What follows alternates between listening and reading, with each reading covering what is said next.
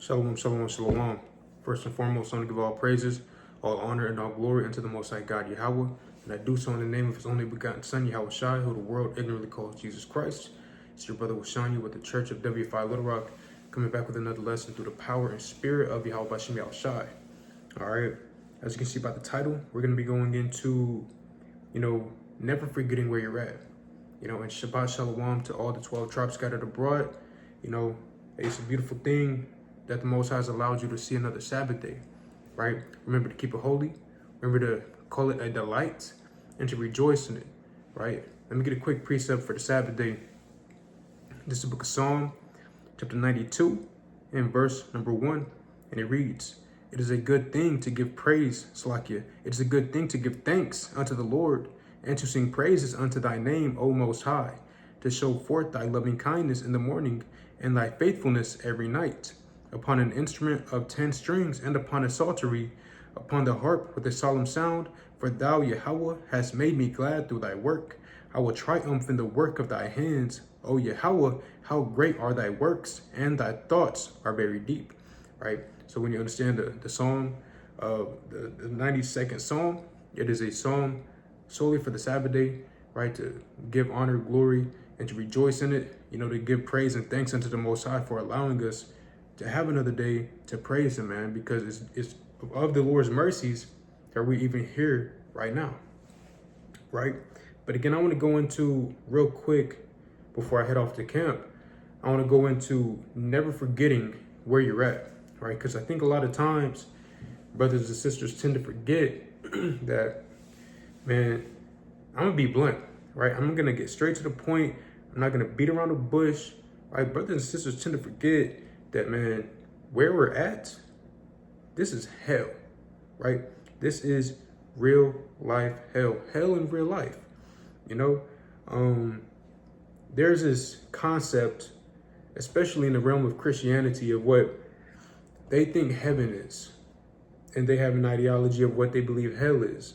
Their idea of hell being a place on the ground that is burning with eternal fire, where you're gonna have demons and devils running around, that's not truly biblical, right? Hell in the Bible is two things. It's death, the grave, right? And it's also a state of low condition and affliction, right? A state of low condition and affliction, right? I got to prove it real quick. Let's go to Isaiah first. I'm gonna go to Isaiah, and I'm gonna start at the 5th chapter. We're gonna go to the 13th verse, right? This is Isaiah chapter 5 and verse 13, and it reads, "Therefore my people are gone into captivity, because they have no knowledge, and their honorable men are famished, and their multitude dried up with thirst." So the context here is letting you know why the children of Israel, you so-called Black, Hispanic, and Native Indians, have gone into captivity. What is captivity? Let's pull up the definition on Google, right? In case you don't know what captivity is. When you go to the zoo, you see all the animals locked up in cages. They're sad. You can tell they're depressed. They don't want to move around. They're not jumping up and down for joy, right? That's captivity. Captivity, this is the definition via Google, right? And this is from the Oxford Languages Dictionary. Captivity is the condition of being imprisoned or confined, right? So a lot of you Israelites, you Black, Hispanic, Native Indians, tend to forget that you're not free, right? You're in a state of imprisonment and confinement, right? And just because you're not shackled, just because you're not behind bars, you're not in the field literally picking cotton, you're not getting your back whipped literally, you tend to forget that you're still not free, right? You don't call shots, man. You don't have autonomy. What does it mean to be autonomous? Let's get the definition. We're going to be pulling definitions today through the Spirit. Autonomy. Again, this is via Google from the Oxford Languages Dictionary. It reads, "The right or condition of self-government, Again, it says the right or condition of self-government. We are not self-governed, right? We depend on these other nations for everything. We are serving our enemies for everything. You want a job, 9 times out of 10, you're going to get your job from a different nation, right? And then you're working for them, clocking, 40 hours a week, overtime, double overtime, just to live paycheck to paycheck, right? Just to live paycheck to paycheck. You're not living life how life was supposed to be lived for you Israelites, man.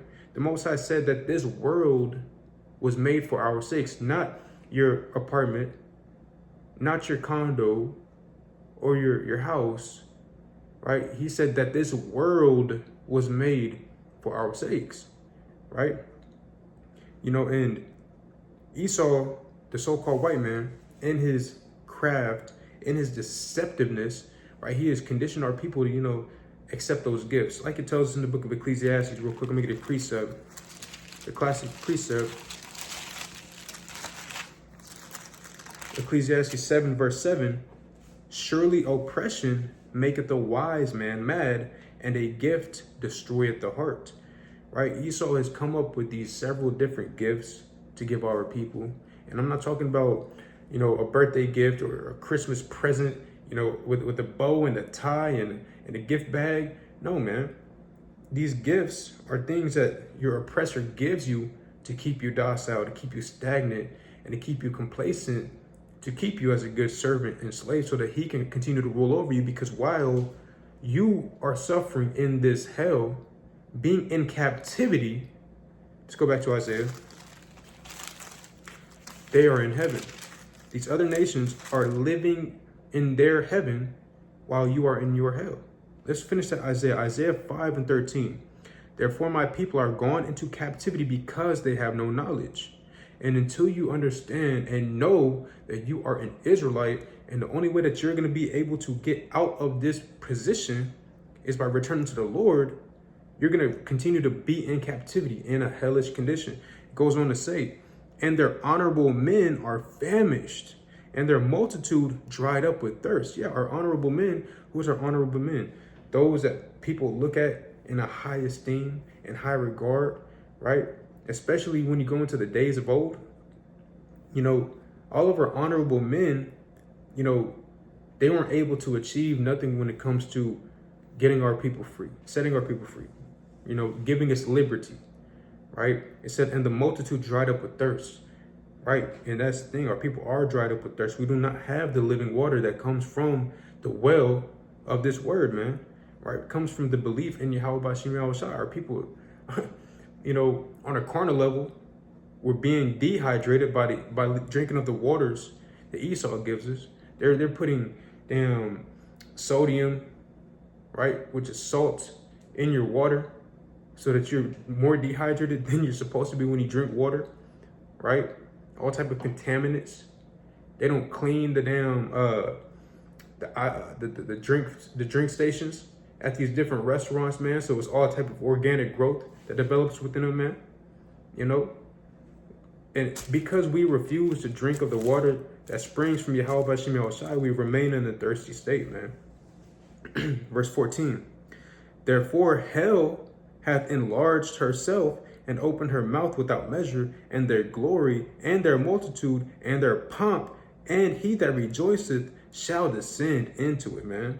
Right? Now this is twofold. It's talking about us literally dying, because in the time of Isaiah, when the Babylonians came up against us, man, they utterly destroyed us, man. Young and small, right?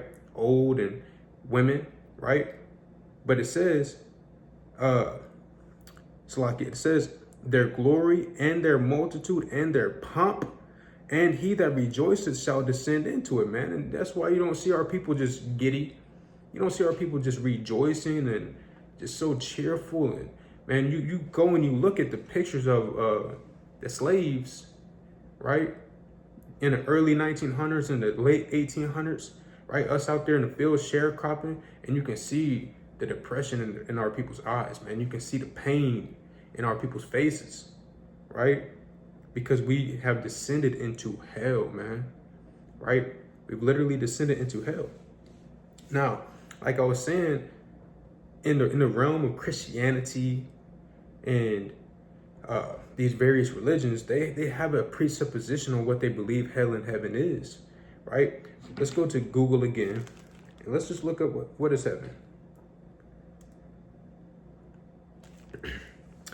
So heaven, in a religious and spiritual context, is generally understood as a supreme afterlife destination, often described as a place of ultimate peace, joy, and fulfillment where the divine resides, right?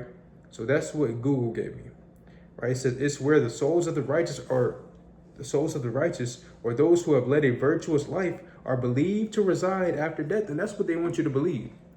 They want you to believe that you have to die to go to this mystic afterlife destination, right? That's full of peace and joy, man, right? That's what they want you to believe, that you got to die to get to heaven.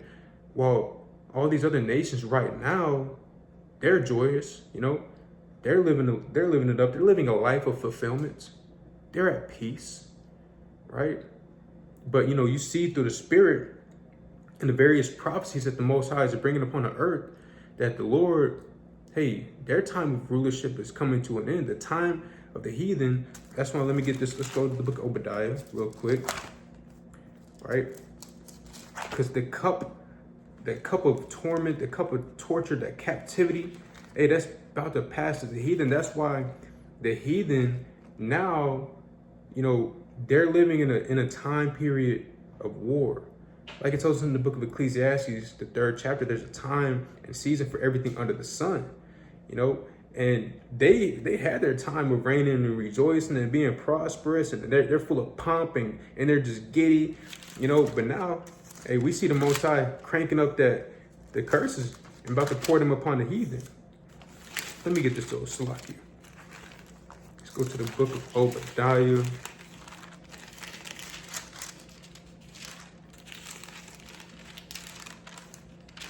Obadiah be that one book that just, it's one page in between all these other, the so-called minor prophets. All right. So let me find it real quick.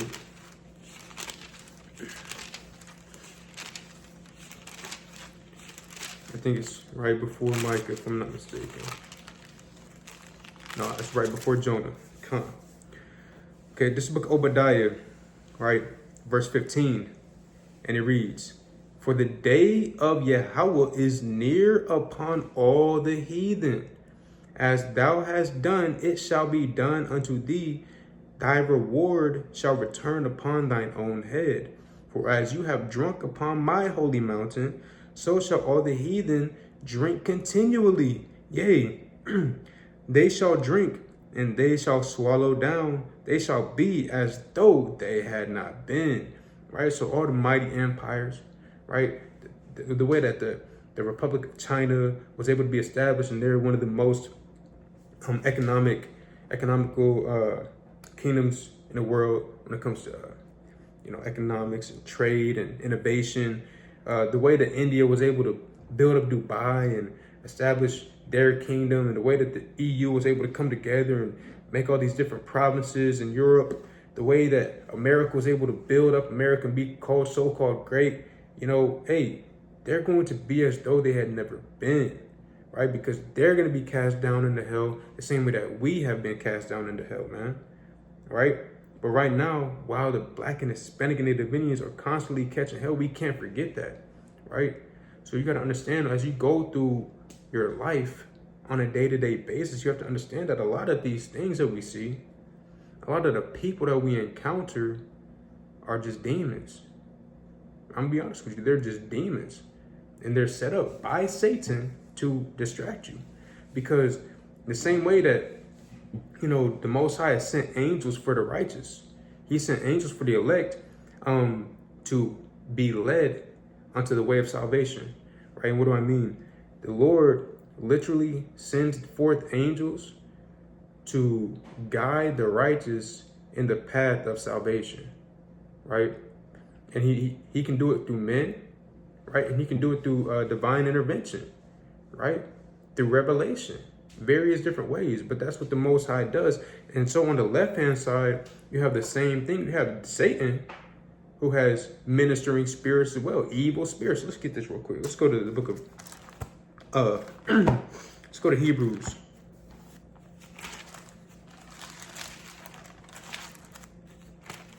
Like I said, I'm gonna have to keep this pretty short because I'm about to head off to camp.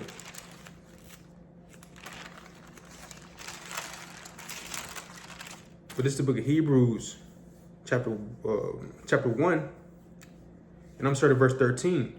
Hebrews chapter 1 and 13, and it reads, "But to which of the angels said he at any time, sit on my right hand until I make thine enemies thy footstool?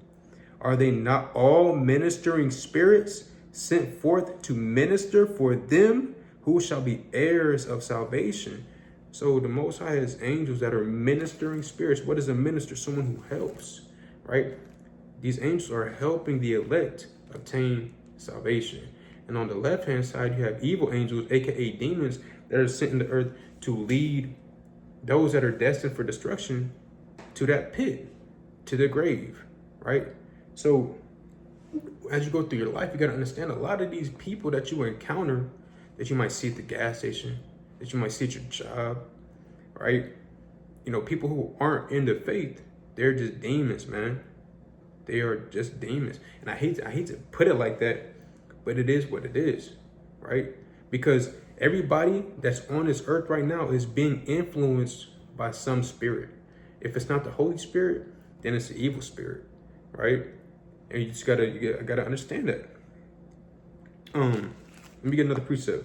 Let's go to the book. Salakia. We're gonna go to the book of Job, or Lamentations rather. Let's go to Lamentations. We're gonna get, I believe it's the 3rd chapter.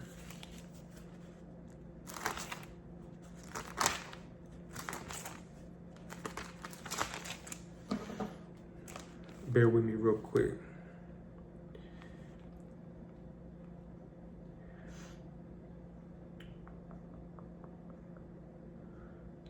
Yeah, Lamentations chapter 3 and verse Salakia. Lamentations chapter 3, and I'm gonna get to the point. Let's just start at verse 6. It says, "He hath set me in dark places as they that be dead of old." And exactly, man, the Lord has set us in a dark place, man.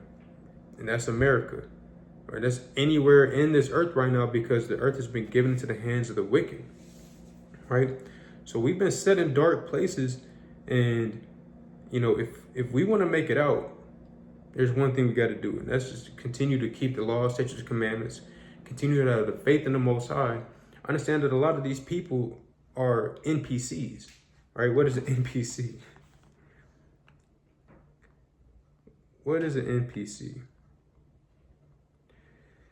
It's a non-person character. What is an NPC? So an NPC in gaming, NPC stands for non-player character. These are characters within a game that are not controlled by a player, but rather by the game's artificial intelligence or script, right? So, you know, like when you play GTA or you play Call of Duty, and you just have those background characters, those so-called add-ons, man, right? The majority of the people in this world, man, are NPCs, man, right? They're just extras, if you will, you know? So, you know, when you see these different distractions via social media, that's all it is. It's just a distraction. And who's over that is Satan, man, and these demons. We're in hell right now. Everything that you see being promoted is wickedness, evil. This is how you know we're not in heaven, man. This is how you know that God is real. The Bible is real. There is a heaven that will be established here on the earth because they're in heaven. If you can see with your eyes, man, plain as day, that evil is rampant throughout the earth. Well, there's two to everything, right? Everything is double to that which is. So if there's evil, then there has to be good, right? If there's darkness, there has to be light. If there's a devil, which we know for sure there's a devil, because the people that are running this earth are influenced by the devil, and they show you that themselves, that they worship the spiritual demon Satan, right? If the people that run the world are being influenced on the left-hand side by Satan, then there has to be a just balance. There has to be those that are being led and influenced by the Creator himself, the God that has put all this together, right? The righteous God, the one who created judgment, right? The one that created all things, the good and the evil, you know? So right now, for the time being, yeah, we're in hell. We're in this lowest state. We're in this affliction. But guess what? All this is about to come to an end very soon. Don't forget where you're at, man. So don't try to, create a life in hell, right? You creating a life and you're surrounded by demons, man. And what do I mean create a life? I mean, invest your life in captivity when you should be investing your life in the kingdom to come. That's what I mean. Don't get simple, right? We all got to make a living and provide for our family. But you do that with the mindset of, man, it's just demons. This is carnal. It's vanity at the end of the day and vexation of spirit, right? Slaving over dollars that belong to the white man, but that belong to the oppressor. Micah 2:10, the classic. Micah chapter 2, verse 10, it reads, "Arise ye and depart, for this is not your rest, because it is polluted." Letting you know that your rest will not be polluted, right? The rest that the Most High has in store for you, the Israelites, it's not going to be polluted. It's not going to be corrupted. You're not going to be, hungry and then thinking about going to damn Burger King, damn McDonald's, eating all these seed oils, these hydrogenized oils, man, these GMOs, and you breathing in all this polluted air, man, these chemtrails, and they planting, they putting all type of pesticides and herbicides all over the crops, and the water is tainted. It got microplastics in it, man. Lord in Christ. On top of that, you got the police trying to kill you. You got the pharmaceutical industry that is trying to kill you. You can't even go to the hospital. You can't trust your physicians, your dentists, right? These people that take your case if you brought to trial, these lawyers, man, they don't got your best interest. The prosecutor look just like you. He trying to give you the book, right? This is not your arrest, man. It is polluted, and it shall destroy you even with the sword of destruction. So you got to arise and depart. Hey, man, it's time to pack your bags spiritually, which is your mindset, and let's get the hell up out of here, man, right? Let me get another one real quick. Let's go to the book of Deuteronomy 28. All right, Deuteronomy 28 and verse number 65. And it reads, "And among these nations," it said what? What God say? "And among these nations you shall find no ease, neither shall the sole of thy foot have rest, but Yahweh shall give thee there a trembling heart and failing of eyes and sorrow of mind." So as long as you try to remain among these nations, like you think it's cool to just kick it with them, right? You breaking bread with them, you being influenced and indoctrinated by them. As long as you think it's cool to just be among these nations like that, you're not going to find no ease, because they're using you because you're a servant to them, man. You're nothing but a slave to them. They see that as long as they can keep us influenced into following their ways, not God's ways, the ways that he gave the Israelites, if we keep on following these heathens, they know that we will never have rest, but they will continually rest upon us, man. It says, "But the Lord shall give thee there a trembling heart and failing of eyes and sorrow of mind," man. And that's the thing. Are you not tired? Are you not tired? Are you not upset and just disgusted at the state of the world, the state of condition of your people, the state of condition that you yourself are in? If you are, then you got to make a change, right? Nothing's going to change if you don't change, right? I'm going to get a couple more precepts and I'm going to close out through the Spirit. Let's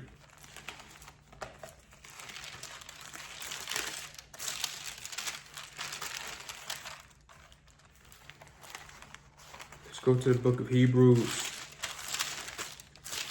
Hebrews chapter 4.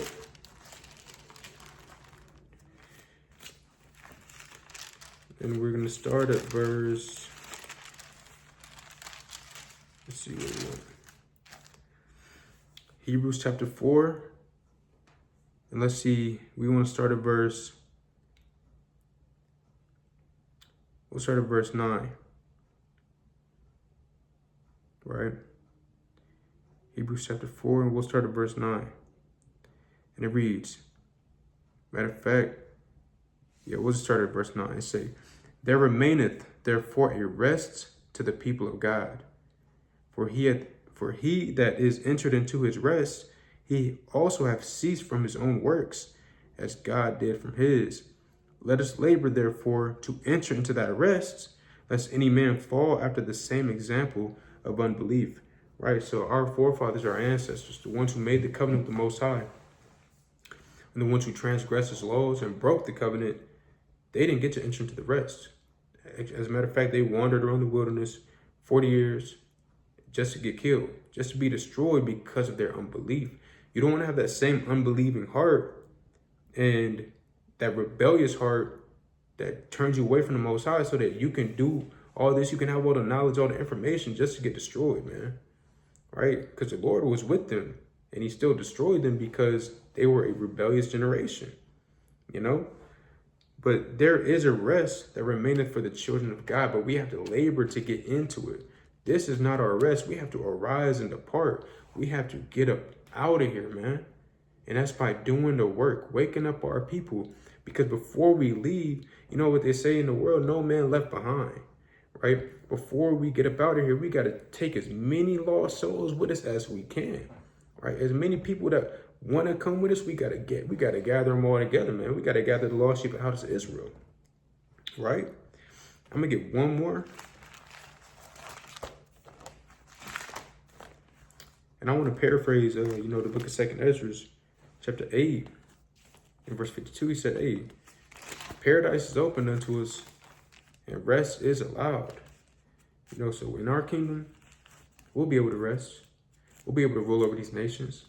We'll be able to do what we want to do through the Spirit, as long as it's in line and in tune with the laws, statutes, and commandments, of course. I want to get this book of Wisdom of Solomon, chapter 15. Wisdom of Solomon, chapter 5, and verse number 15. And it reads, but the righteous live forevermore.